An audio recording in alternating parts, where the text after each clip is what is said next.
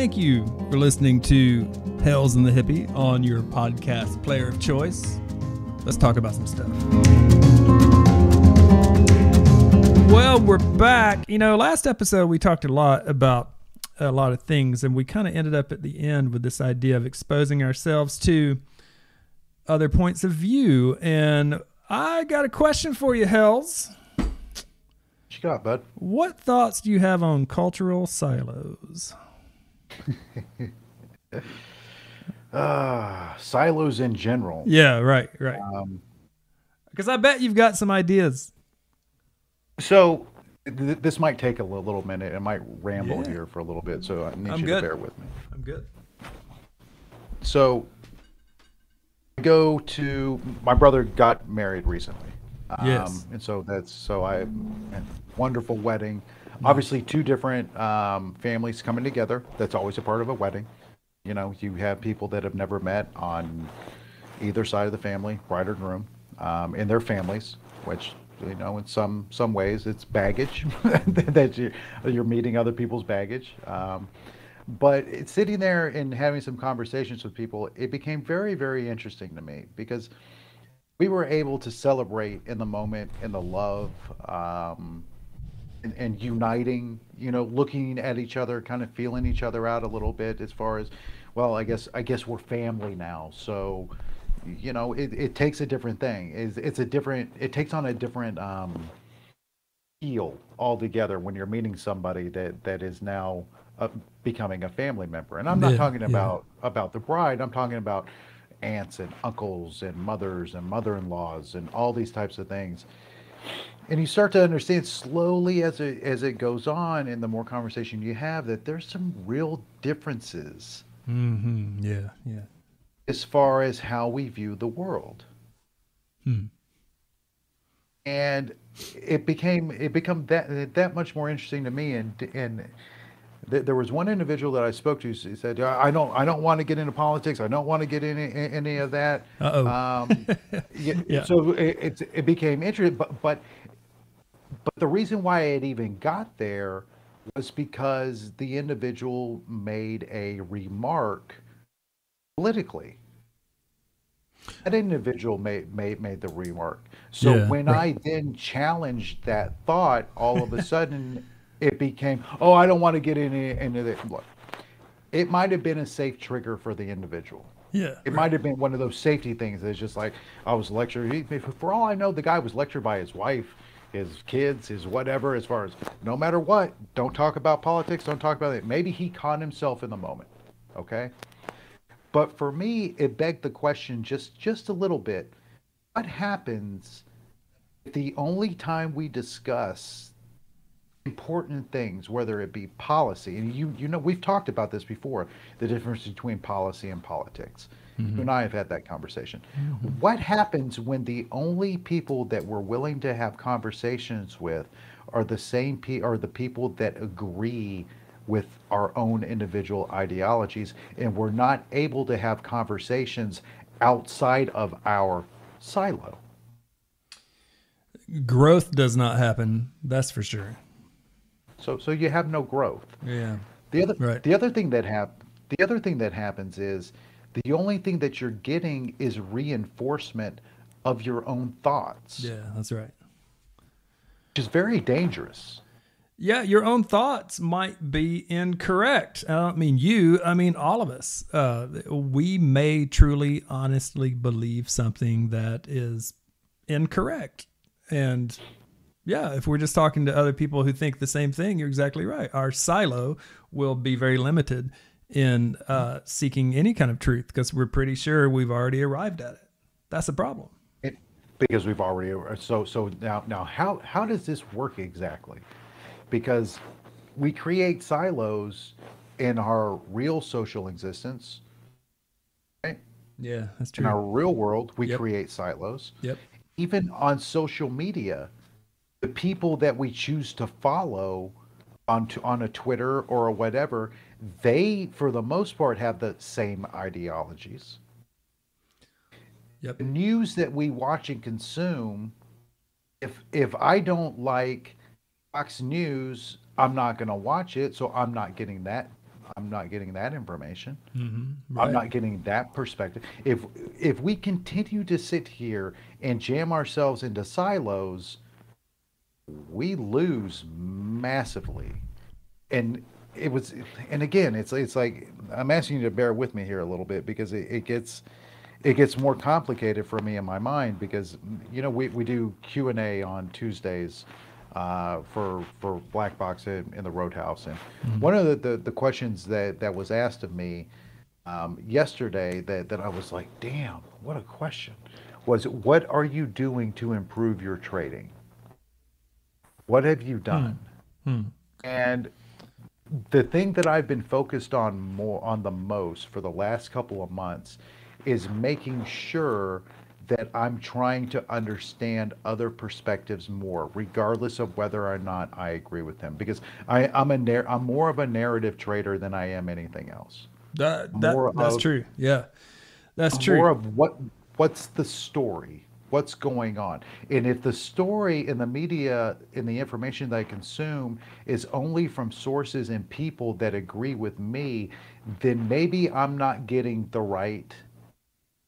uh, the right picture. The right narrative. Yeah, maybe the narrative is flawed. Yeah, and we don't. For anybody who doesn't know, we don't talk a lot. We don't talk trading a lot on this podcast, but we're both active traders, and Hell's Bells is a kick-ass, extremely active, full-time trader in our trading community at Black Box. You, my friend, have been expressly the unapologetic bull when it comes to the markets. You are bullish, and when flow is coming off, and you've got bad words for people, opening put stuff. So that's interesting to hear. So does that mean you're even going to kind of challenge your sort of unrelenting bullishness when it comes to blue chips and things you believe in, or are you not going to go that far?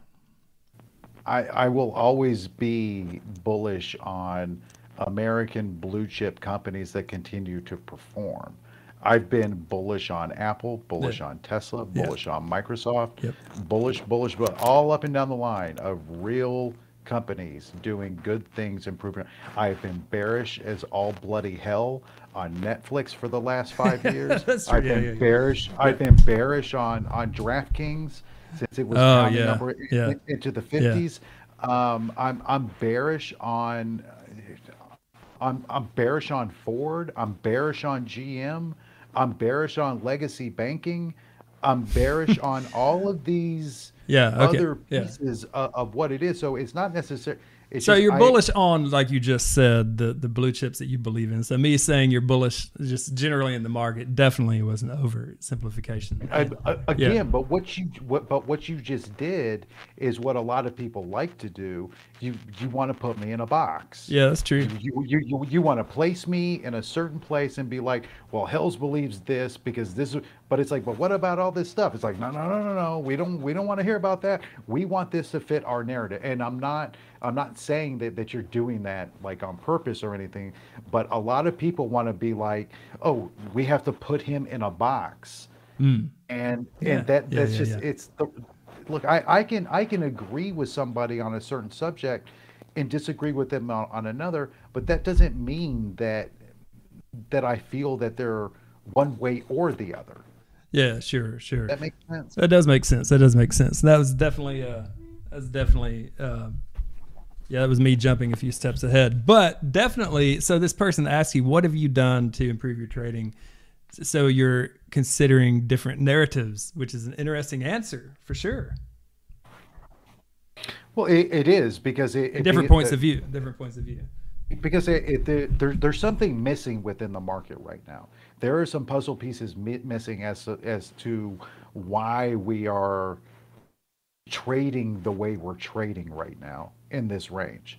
There are some pieces of the puzzle that are missing that are not within the known narrative, in my opinion. Yeah. Yeah. So when that starts happening, then at that point you have to start questioning your process. You do that with trading with technicals. You do that with if you're just a price action type person.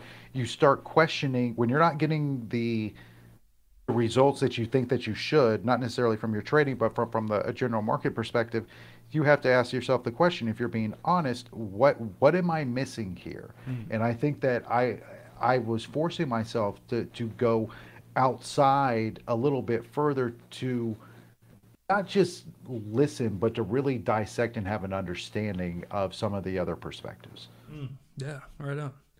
So was that a member that asked you that question, or another moderator, or A, a member asked me that yeah, question. yeah, that's a great question.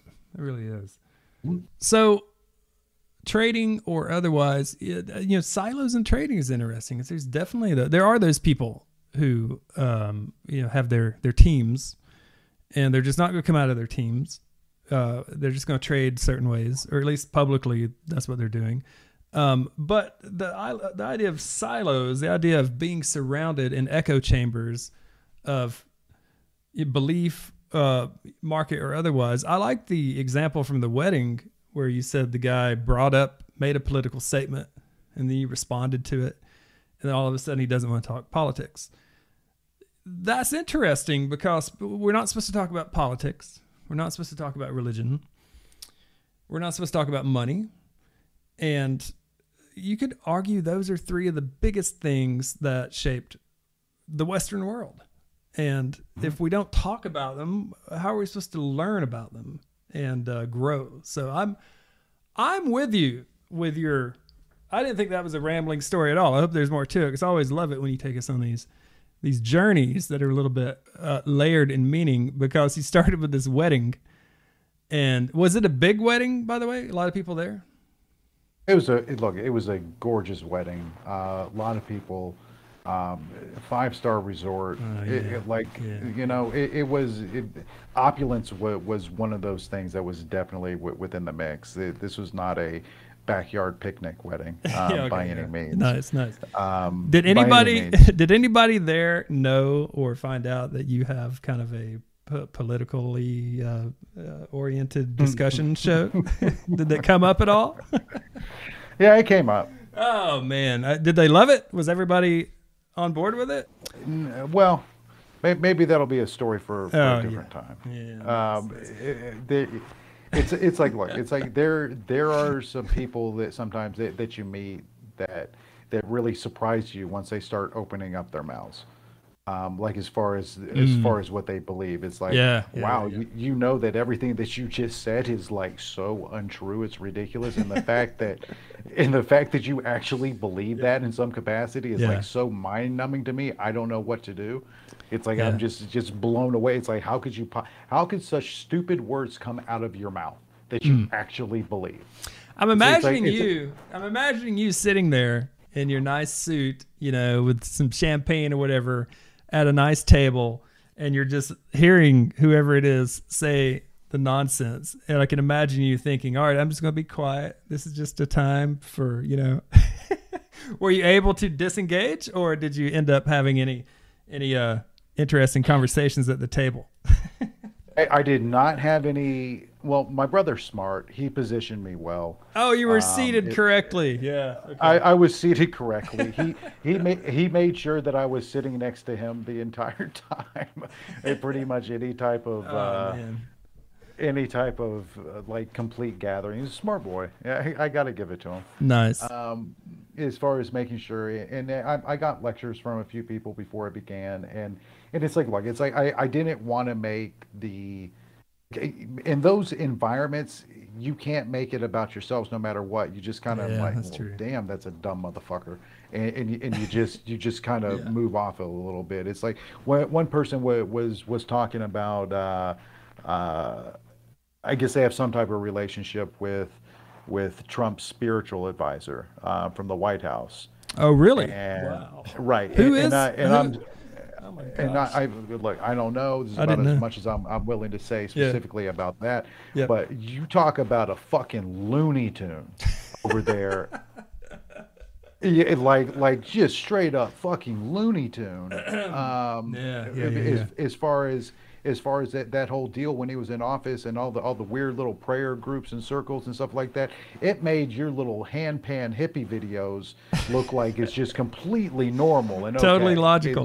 Totally logical. Totally like completely. It's like one or the other. Yeah, give me the hippie with the hand pan over this sorcery. This sorcery going on over here. It wasn't that African American doctor, was it, who like believes in like demon sperm and demon possession? Oh man. Correct. So it's like so you start like putting all this together. It's like holy shit. But it's like when I hear people having those conversations, it's like I really, really want to engage with them to get an understanding of why they feel that, like what's going on. Yeah, why are you open to believing that? Like, why have you believed that? It's interesting. Where are you coming from that you're open to whatever, very atypical religious beliefs? I don't know how to phrase it without. I'm trying to be polite. You know what I mean? Well, you have to be polite because true. I'm me. So we have to have that. Yeah. So all right. Here's my thing on silos. So I have a tendency when I get surrounded by enough people who believe in a similar way to me, I feel very uncomfortable. And I know that's strange. That is a strange thing. Like I can give a couple examples. I used to be, like, have you heard of the rainbow gatherings that happen on the 4th of July? Are you aware of the? I'm not.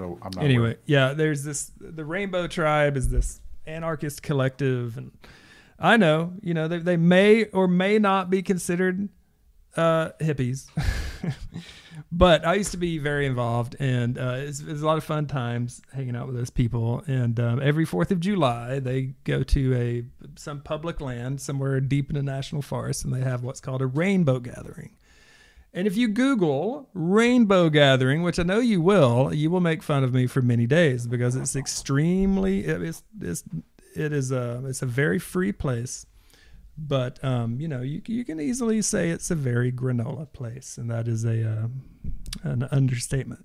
But I remember being involved, and it was so many people believing the exact same thing. It didn't really matter what it was, right? But it was a lot of people, and this is just my experience with the very small group of people that I was around a lot. And it just made me feel uncomfortable. And I work in academia. So I'm surrounded by a lot of people with, political views, and often I'm around people who have similar political views to mine. But when I'm around people long enough who seem to believe what I believe, I start having these weird, definitely feel the need to just kind of be away from people. And I also kind of question, okay, if I think the same thing that all these people think, is it correct? So I am open to re-examining all of my beliefs, from mundane things all the way to spiritual beliefs and everything in between with regularity. I do that pretty often. And I've been told that that's kind of a unique mindset, that most people just won't do that. So that's the thing with me. If I'm around people for too long, I end up in silos for some reason. I end up kind of attracting people who are certain types, and we hang out and it's fun and we make friends. And, I just start to think, oh, wow, this has to be some kind of group think going on. So I have to go, wander out on my own and make new groups of friends. So that's what's weird with me. I do not like the cultural silos. I don't like the political silos. I don't like to be around like-minded people for too long. So what do you think? You're a psychiatrist. Am I fucked up? Are you fucked up? That's your day job. That's your day job. You're a psychiatrist. You probably are fucked up, yes. All right, I'm writing that down. But I think there's something healthy about what you said, that you start, wanting to pull away a little bit from it. I'll start questioning it. Yeah, I start when enough people like. I think that's healthy. I think what's unhealthy is when we only look to surround ourselves with people that are like-minded. Yeah, and, sure. And I think and this is where it becomes funny from our previous episode. If we go back to social media, Yep. that's all we do. On Facebook, That's true. we Yeah. follow people that are friends, family, people that we have things in common with. We select groups Yeah. that are Yeah. of our interests. Yep. Okay. On Twitter, who do we follow? We follow people that are like-minded, that have the same beliefs and same deal, to reinforce those thoughts over and over and over again. And that is where it Yeah. Yeah. becomes a real problem. So the challenge with all these silos, and because I believe that everything has become more digitized, and I believe that the idea of having a town hall square is extinct, is not something that'll happen ever again. That is an extinct concept. These We have to make sure we're willing to step outside of our box to have an understanding. Yeah. Yep. I'll give a really quick story of something on how it started evolving for me. First level of evolution that I felt in this transformation that I tried to put on myself happened when I first joined Black Box and my first conversation with Charlie. Oh, really? Okay. He and I came from complete and polar opposites for the most part, Yeah.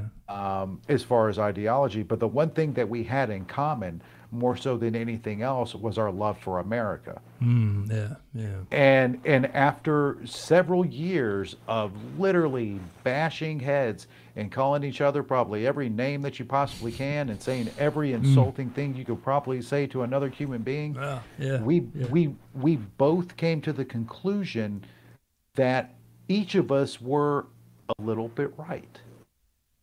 That each of Yeah. us were Yeah. Right on. a little bit A little wrong. bit wrong. Yeah. But that only happened because we were willing to stick in it, get into it, and do the work. Do the work in trying to have an understanding of each of our ideologies with the bottom line focus, a respect for one another, of how much we loved our country. Yes. Yes. You know, you guys could have easily he could have gone back to his group, you gone back to your group, and just, continued thinking each other are morons or whatever the thoughts were. But you do that with this very podcast. Have you always kind of gravitated toward people that you respect, but have some serious disagreements with, and you want to talk about it? Has that always been a thing with you? Because it's kind of a thing with me.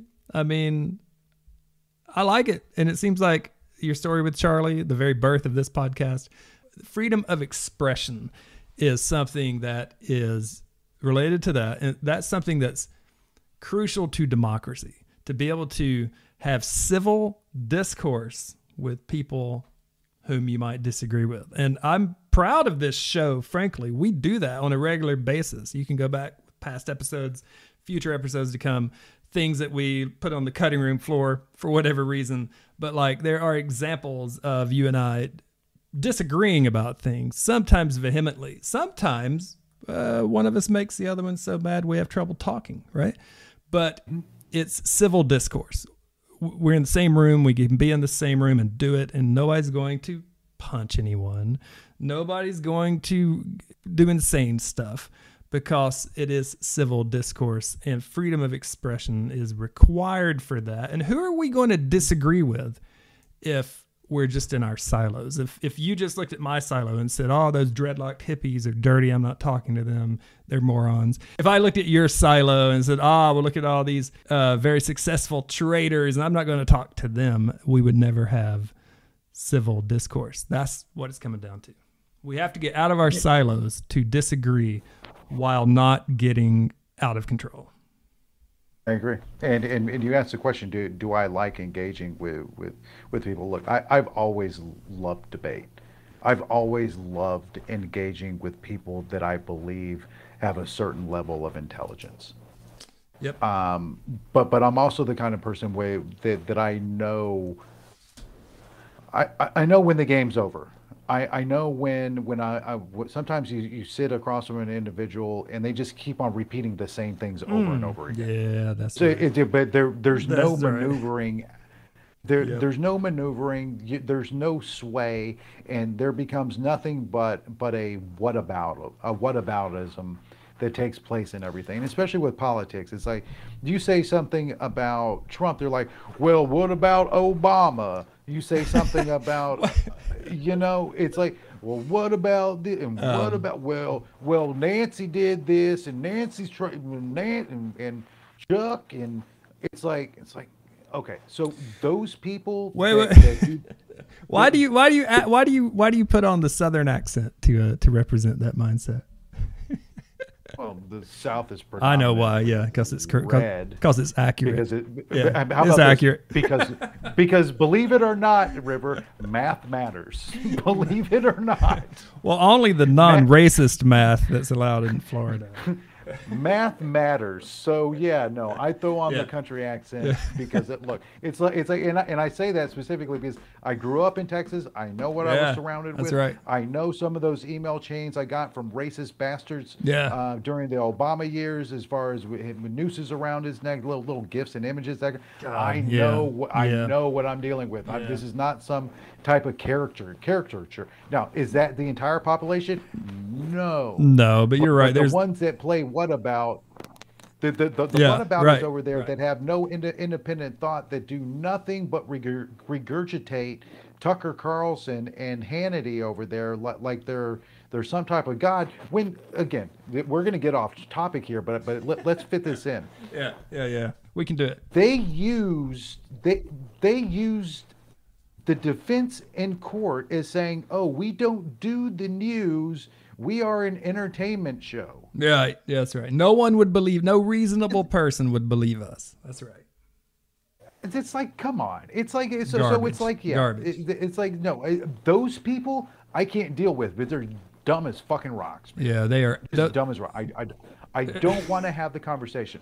But somebody like yourself, Yeah. somebody like Charlie, Yeah. somebody some of my family members, I can sit down and spend hours having legitimate, honest conversation, because when I speak to, specifically with Charlie, when he and I have conversations, it's not about trying to be right. It's trying to get it right. Yeah. Right. Right. And almost, I would say 90% of our conversations, when they're over with, and it may take a couple of days for each of us to cool down a little bit after Oh, the yeah. Yeah. conversation, we can go back and be like, you know what, you're right about that. Hmm. That Mm-hmm. or you know what, I never looked at it that way. I never saw it from that perspective. Right. So Right. that allows for growth.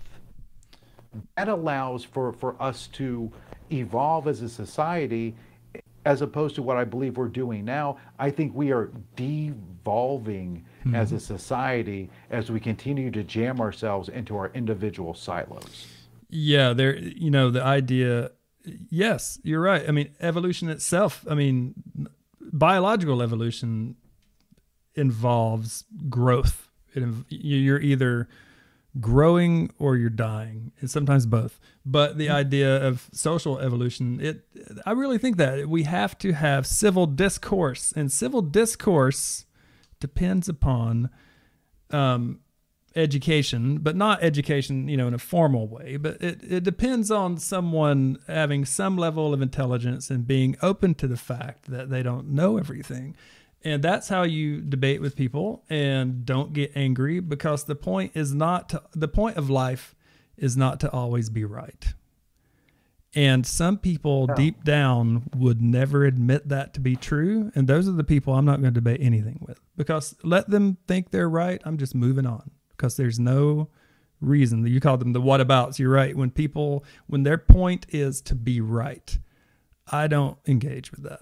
That's not progress. And it goes back to the basic concept of being an honest broker. It's like, do you have the ability to be an honest broker? Do you have the ability to hold everybody to the same standard of accountability? This goes back to our last podcast, when it comes to social media and free speech, that feeds into this conversation. Do you have the ability to be an honest broker? Yes, everything that's right. that I try to do on a daily basis, both inside of work and outside of work, is to be an honest broker in what I do and how I approach things. People that really know me know that I wail on Biden just as hard as I did on Trump. Yeah, that's true. Those people that know me, they know that I have that accountability across the board.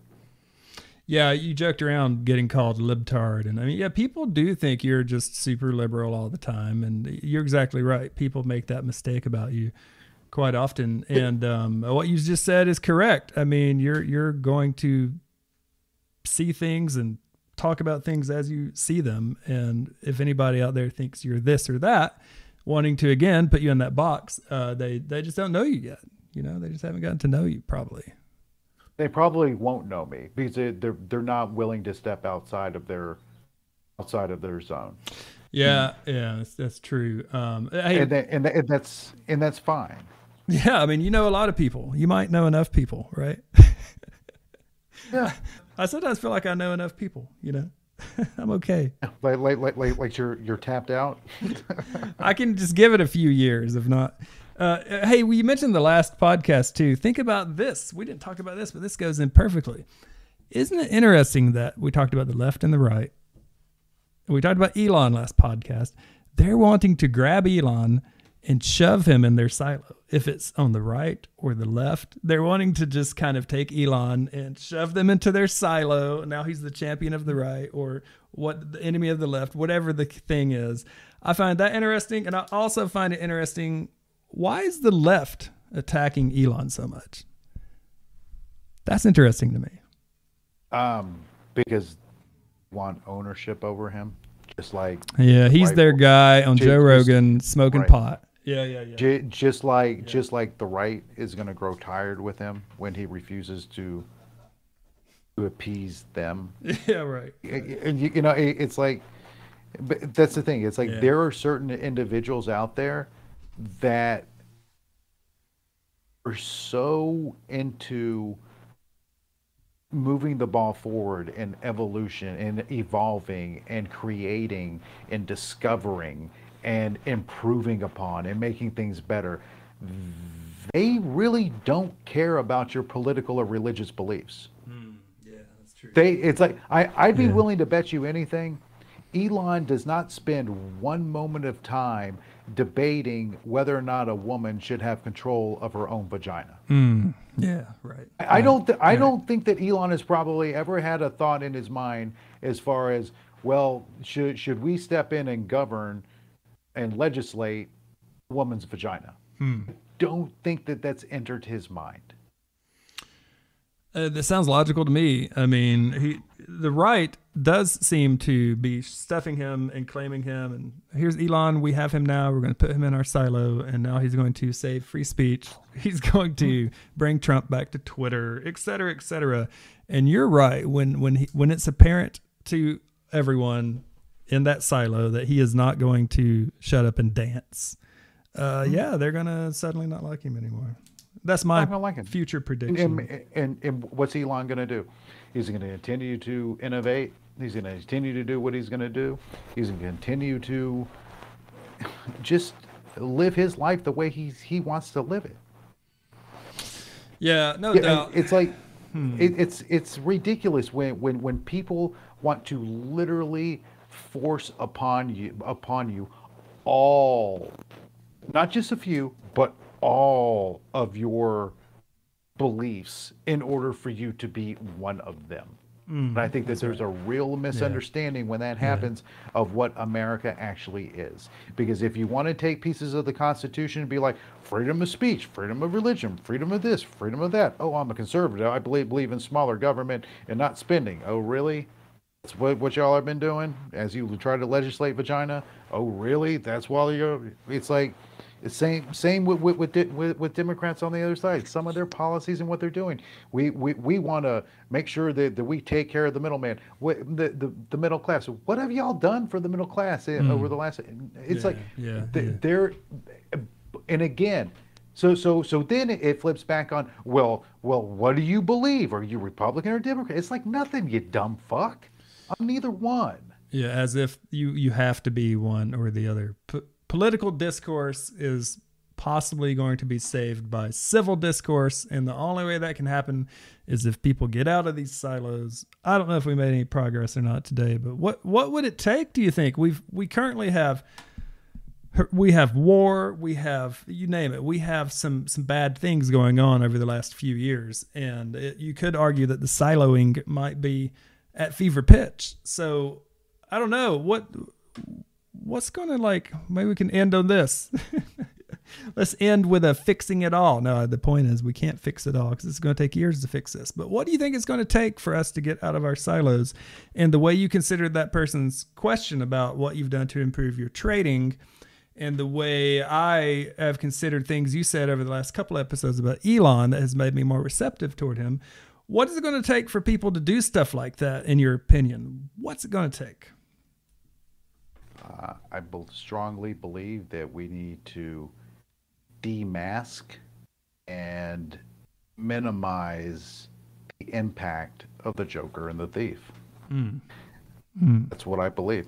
I think that the Joker and the thief, I think that they are the ones that create division in our society for their own gain. I think they're the ones, those two cats are the ones that have probably the biggest impact on us as a society and our future prospects. I think they need to be demasked. I think they need to be held accounted. First, we got to find them.